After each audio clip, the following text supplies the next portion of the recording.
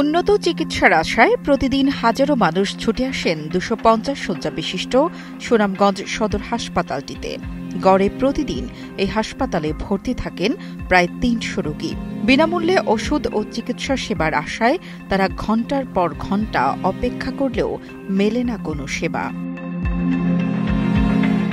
জানা গেছে, হাসপাতালের স্টোরেজে থাকা প্রায় ২,৫০,০০,০০০ টাকার ওষুধ মেয়াদোত্তীর্ণ হয়ে নষ্ট হয়েছে। কোনোটির ৬ মাস, কোনোটির ১ বছর, আবার কোনো ওষুধের মেয়াদ শেষ হয়েছে মাত্র ২ দিন আগে।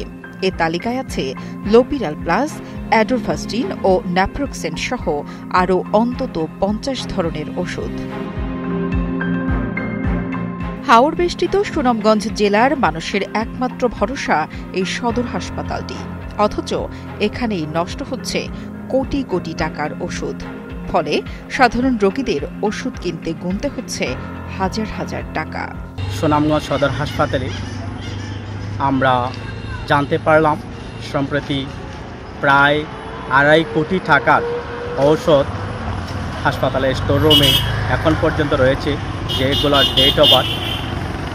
আর রোগীরা যদি এই ঔষধগুলো সময় মতো পাইতো তাহলে রোগীরা উপকৃত হইতো, আর সরকারের রাজস্ব খাতের যে অর্থ সেগুলো নষ্ট হতো না, ওষুধগুলো নষ্ট হতো না। এক্সট্রিম মশার কয়েল প্ল্যান্ট ফাইবার দিয়ে তৈরি, তাই সহজে ভাঙে না, সুগন্ধিযুক্ত ও নিরবিচ্ছিন্নভাবে চলে। ডেঙ্গু, চিকুনগুনিয়া বাহি সহ যে কোনো মশার বিরুদ্ধে দেয় এক্সট্রিম সুরক্ষা। একটা তারা দিছে আর এই সম্পূর্ণ ওষুধ আমরা কিনে আনছি, তারপরে মনে করিলাম তারা ১০০টা ট্যাবলেট দেয় প্যারাসিটামল ও দিছে, আর কোনো কিছু না, সম্পূর্ণ আমরা কিনে। অভিযোগ উঠেছে, হাসপাতাল কর্তৃপক্ষের অব্যবস্থাপনা ও দায়িত্বহীনতার ফলেই ঘটছে এমন ঘটনা। স্টোর কিপার পদে নিয়োগপ্রাপ্ত ব্যক্তির হাতে এখনও আনুষ্ঠানিকভাবে দায়িত্ব হস্তান্তর না হওয়ায় সে দায়িত্ব পালন করছে নার্স ও টেকনিশিয়ানরা। স্টোর কিপার আমি, পদে স্টোর কিপার, কাজে স্টোর কিপার না আমি তো দায়িত্ব পাইনি। দায়িত্ব না থাকলে তো আমি বলতে পারবো না কোথায় কি আছে। এইটা আসলে কর্তৃপক্ষের বিষয়। আমি তো যোগদান করছি ১২ মার্চ ২০২৫-এ, প্রায় অনেক দিন হয়ে গেল। স্টোর কিপার আছে আমাদের ৫-৭টা গ্রুপ আছে, তো এই বিভিন্ন জন দায়িত্বে আছে, এটা দায়িত্ব পালন করতেছে ভারপ্রাপ্ত স্টোর কিপার হিসেবে। এদিকে নানা অভিযোগ ও বিতর্কের পর হাসপাতাল কর্তৃপক্ষ ১০ সদস্যের একটি তদন্ত কমিটি গঠন করেছে।